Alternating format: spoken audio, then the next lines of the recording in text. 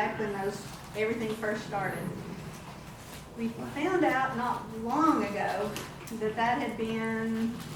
that was removed from the project. So there was no engineering done on it, and so it had to be official on the interlocal agreement that be removed from that. So Kathy, you have information to add No, on that? so the agreement's been amended for approval tonight to give Regina authority to sign it. That just removes Other Hill Circle. All of those households except for, I think, a couple, had access through their backyards, the back of their property, as it went around. So they're getting service except for two. And because it was only two in that big stretch, it didn't pass the feasibility study through the state. So the engineers cut it and had neglected to mention it because it wasn't going to pass the feasibility study. But almost everybody on that road is going to be. And the commission's been made aware of that, and they've already passed the agreement, and we have it here for Regina tonight to sign, if you all approve it. But that's the only change. Question. Oh, and that's going out for pre-bid next week. It's going out. I've got a copy of that. It was, I saw that. On the 5th, I believe, is the pre-bid, and the 21st is the actual bid open. they started bidding it in the News Sentinel last Sunday. So it's getting out there. So we'll see, we'll learn more as it gets closer. So pre-bid 5th and then bid 21st. And I'll keep y'all updated on those as that comes along. And that's being managed by Cannon and Cannon. Aaron, are you ready to? This cake is good. Well, we can, that's okay. We'll just quickly go through the financials. How's that? We'll do that while he eats his That's cake. right. Real quickly, you can see just we have just the tiniest little bit of growth on the electric customers. So I'm assuming most of those are on the lake. Can't say that for sure, but there's a little bit of growth. And I wanted to show you too on the cooling degree days, now that we know what those are. We have our normal, we can see August was a hot month compared to the normal and to last year. So we can see those, we can see that our purchases, they go in line with this, because if you look at the number of the cooling degree days, then obviously you're gonna have more power, more purchase power to cool everybody's houses. And then operating revenue, just real quickly, we have on our, this is on the electric, August actual was $5.5 million, operating expense 4.7, and then net income 772. Water and sewer, here again, just a little bit of growth in the sewer, and I'm talking just a minute amount in the sewer. I don't know where it is, but maybe just houses that are, so one month they're connected, the next month they're off, you know, because people move around quite a lot. And I maybe gave, one of those should be 554 and one of them is 454. So there's a little bit of water growth from year to year. That's 90. Do what? That's 90. Yeah. And our water revenue actual was 556, operating expense 494, and a net income of 61, almost 62,000. Sewer not so pretty, but the good thing is, from this negative on the August, September, we had a positive on the sewer, which is a big deal. We don't have that very often. Of course, all of these are in your packets, so if you all want to do a deep dive, all of those are in there. Just kind of hit the highlights on there for you. Interesting thing on the degree days here, which affect all the other numbers too, was our normal degree day, cooling degree days for September is 220. Last September was warmer than this September on the actual cooling degree days. However, the consumption was up this time, so I don't know if it was the time of day or what, but anyway, it's kind of interesting patterns we can pick up. And our operating revenue is pretty similar to what it was for the month of August, 4.7 million, operating expense 3.9, and the net income 750. We can see our water and sewer customers still just kind of flat. And our revenue 547, operating expense 492, and net income 54, almost 55,000. The good news is, on our wastewater, we were not in the negative for the month of September. So operating revenue 234, expenses 231, and then the net income 2,922. So that's a good thing. And it's not in the negative on the wastewater. Anyway, questions on that? It's kind of pretty simple. They're pretty straightforward. Darren? Again, thank you for the cliff notes on the financials. Is that okay? Good. Yes. And I don't know if Laura's new, so this is Darren Kennedy. I don't know that we're any relation. Been a fun coincidence all these years, though. Okay, what can I help you do, Darren? Alright, these are electric and water. Okay. And this is electric,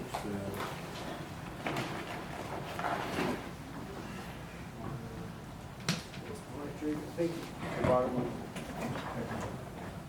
Electric, Joe, if you don't mind, You'll you'll pop those off. read that tonight and get back with us tomorrow morning. Yeah. We'd appreciate it. Okay. Just,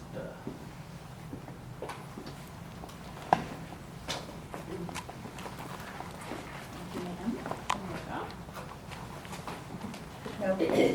Yeah. I don't want to know it. That is so screwed up how they make those separate. thank you.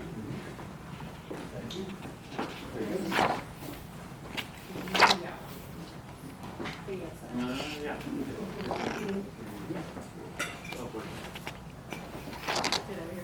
Where you get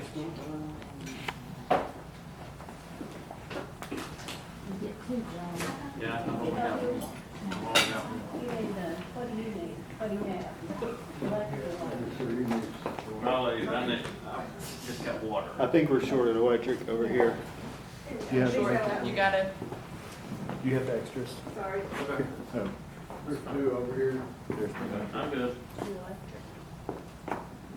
So I wonder if there was one mixed in. I'm good. I've got this. You have water too.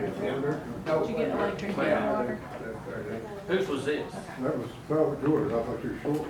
Oh. Supposed to have two of these. And I got 3. Okay. John, we're gonna have to call your mother. Hand that to Regina. Or, yes. Who's Virginia? All right, so It's been long. I've got 2 waters and a vector. Extra.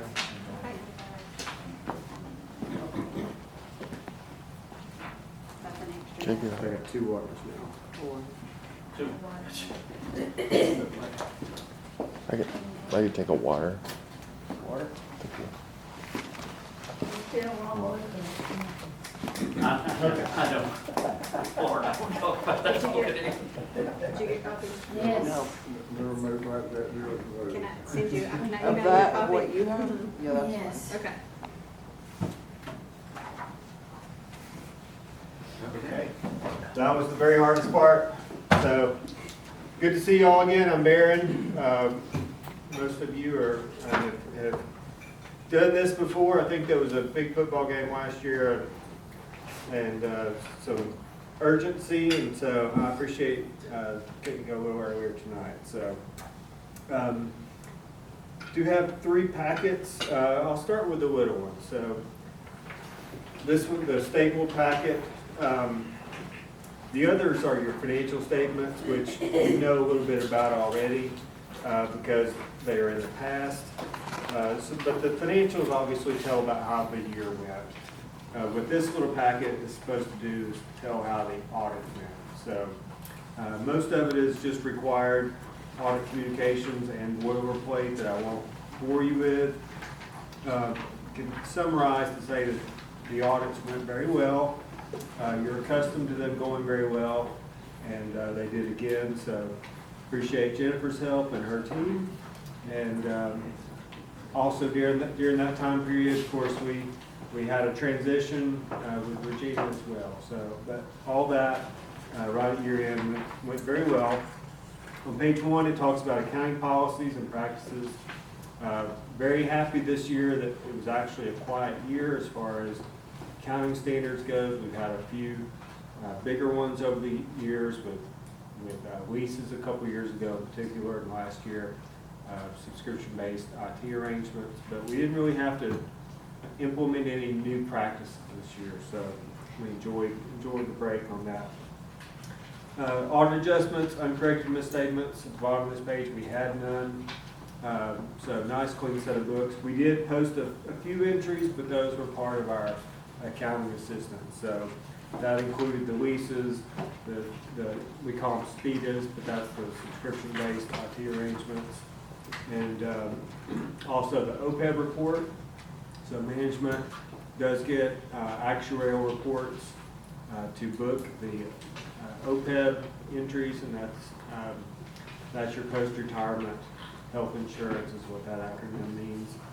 And those come pretty late in the process. We got those, I guess, maybe 2 weeks ago. So that was what those entries were. So kind of go quickly through the rest. Again, we had no disagreements with management. Everything went well. On page 4, talks about significant accounting estimates. So accounting estimates are a part of most financials. Those are some of the harder numbers because it's less certain. It depends on assumptions that you make.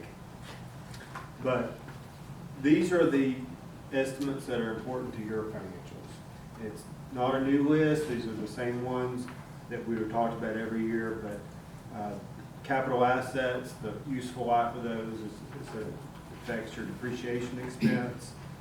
Unbilled revenue and that calculation within accounts receivable.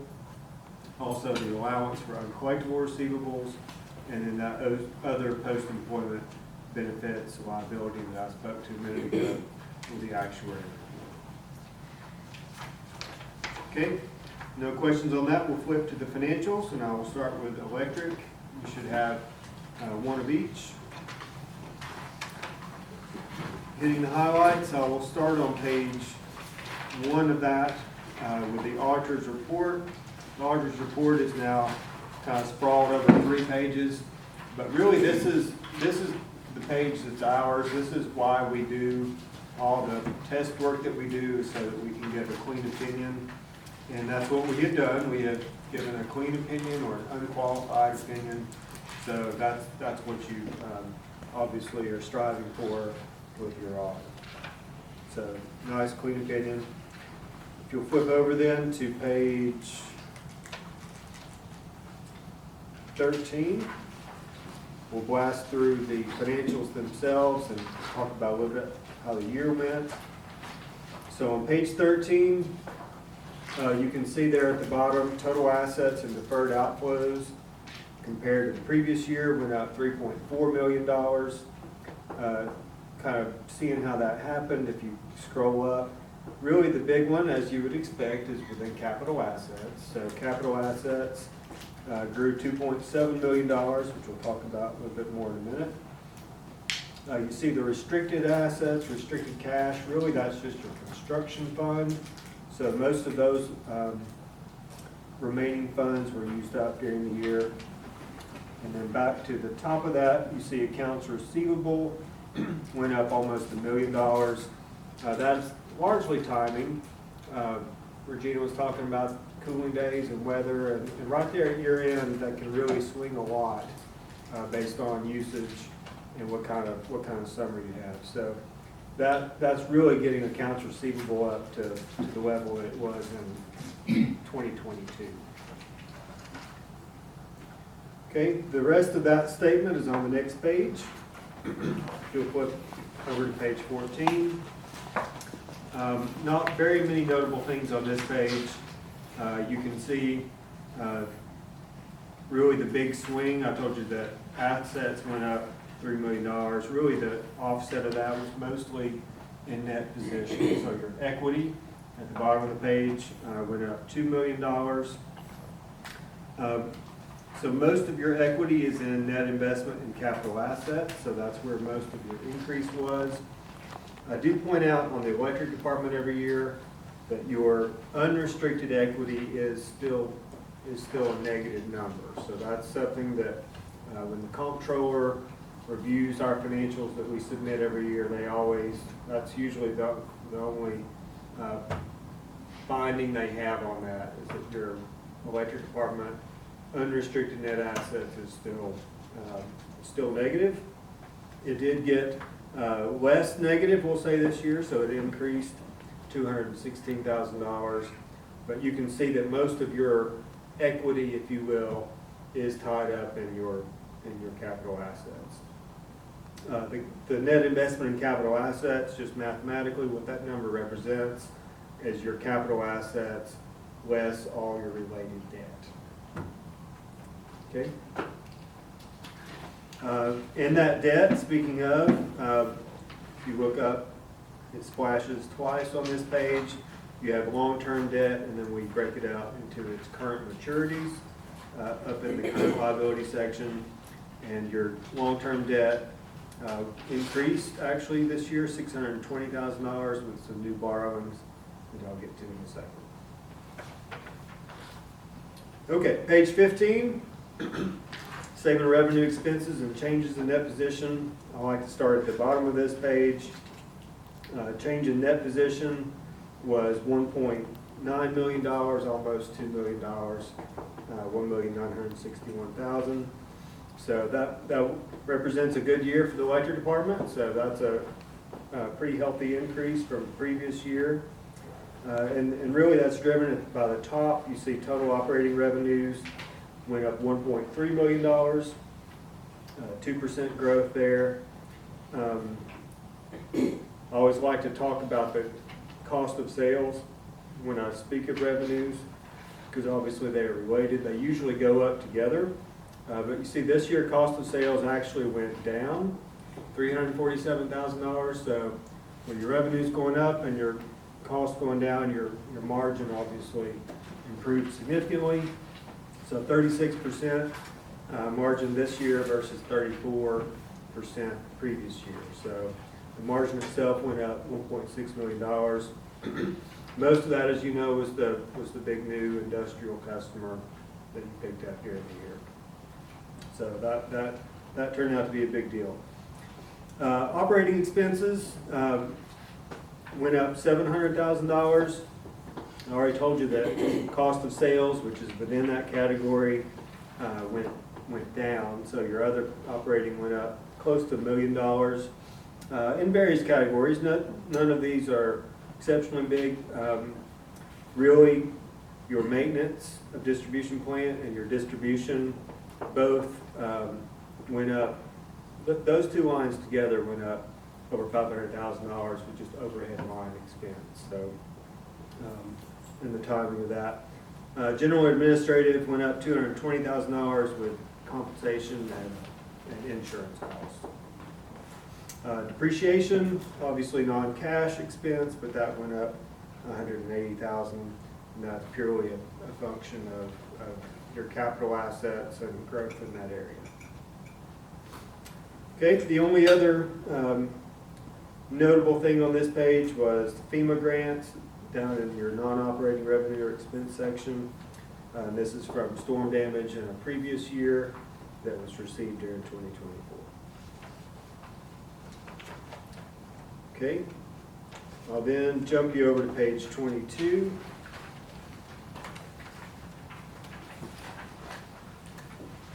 Capital assets is obviously your biggest asset. So I mentioned here $2.7 million increase in that area. Your depreciation every year is quite large. So usually, yeah, I see the additions to accumulated depreciation are $4 million. So my point is, for $2.7 million growth, you actually added a lot more to fixed assets than that because depreciation takes it down. So the total increase in capital assets is more like $5 million, with most of that in your poles, towers, and transmission assets. Okay. Now I'll flip you over to page 24. Talk about long-term debt. So at the very, very beginning of this fiscal year, you issued the $5 million revenue anticipation note. And during the year, you can see the increase in debt here includes the current year draws on that note of almost $3.5 million. And then beyond that, you just had your normal decreases in your annual debt service that you pay. Okay. Then I'll take you all the way to the back, to page 45. This is our other report. So under government auditing standards, we have to also, in addition to providing an opinion on your financial statements, we have to talk about your internal control and compliance. So if you had any kind of internal control findings, if you had any compliance issues, this is where those findings would be reported. This is another clean report, so we don't have any compliance findings or internal control issues to report. So all that's great. Okay, then flipping over to the water department, kind of get the same highlights. I'll skip over the auditor's report. It has the same clean opinion that you received on the electric department, so no issues there either. So I'll start on page 12, statement of net position. And on the water department, things look pretty much the same as they did last year. So total assets and deferred outflows, basically flat, down about $25,000 from the previous year. So no significant change there. Just visually, you see the new line is restricted cash. So that is construction fund. And new from current year, that's actually just what was not spent of the current year draws you had on the debt in the water department. Otherwise, you see cash at the top of the page went down by about $170,000, while accounts receivable was up just a little bit, and materials and supplies up $100,000 as well. Okay. In the middle of that page, you see long-term debt on the water department. That actually went down $340,000 on a net basis as well.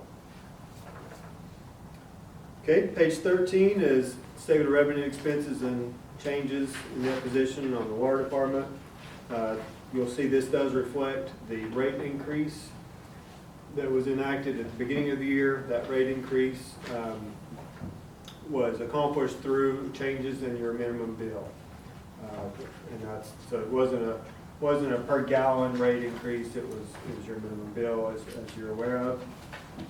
You see at the bottom of that page, change in net position. So $310,000 change positive, change in net position for the year. So down just a little bit from the previous year. So obviously the change in your rate structure was warranted. So back at the top, those rate changes accomplished a $368,000 increase in revenues, split $250,000 on water and $125,000 on sewer. So that equated to about a 5% increase in revenues. Operating expenses increased also by about 5%. So if you look, the bigger changes there was water system, which is up $167,000. That's a maintenance driven thing. And then general administrative, like you saw on the electric department. Okay, capital assets on the water department are on page 18.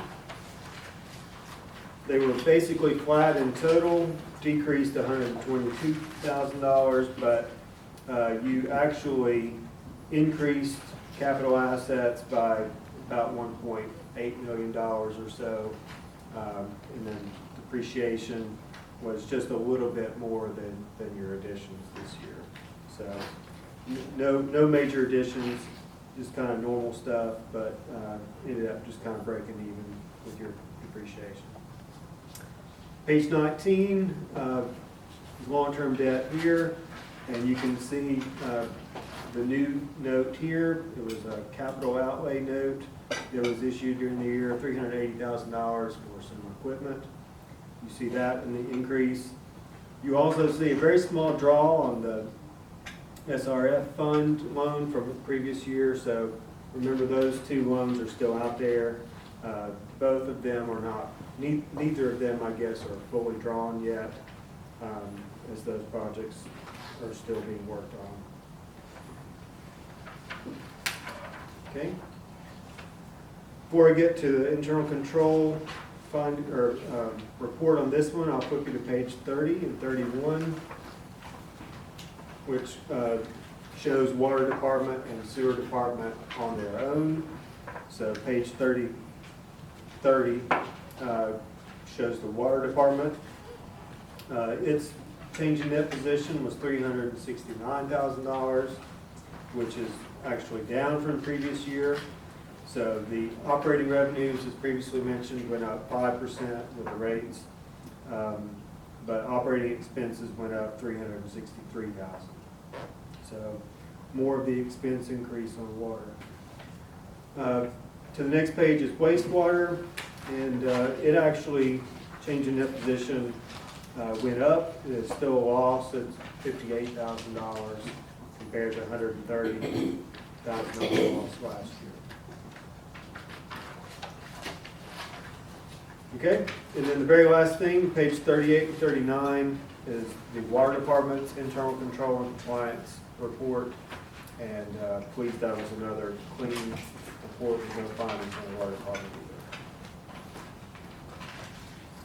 either. Okay, so that's all my prepared notes, but if you have any questions, I'll be happy to entertain those.